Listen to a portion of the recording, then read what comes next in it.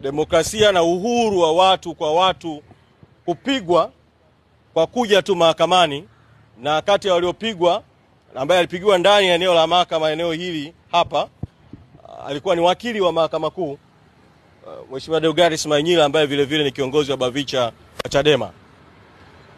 Leo tulipofika vile vile hali imeendelea kuwa tete, kwa maana ya mahakama kuwekwa kama vile iko gerezani. Takuwa mmeshuhudia namna ambavyo polisi wametanda, sio tu eneo la mahakama nje hapa mlangoni, bali kuanzia barabarani uko kwenye barabara zinazokuja eneo la mahakama.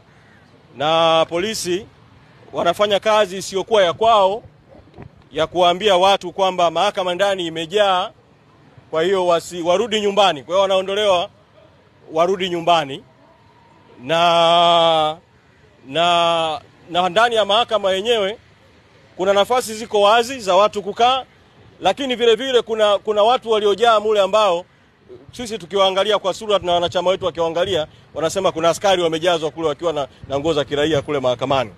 Sasa tumewaita kuwajulisha mambo mawili au matatu kutokana na hali hiyo. La kwanza, sisi viongozi pamoja na wanachama na wapenzi wa haki na demokrasia tuliokuwa ndani ya mahakama tumeamua kutoka mahakamani ili kutuma ujumbe kama vyombo vya dola vimeamua kuiendesha kesi gizani, basi waiendeshe gizani. Kwa tumetoka ndani ya chumba cha mahakama.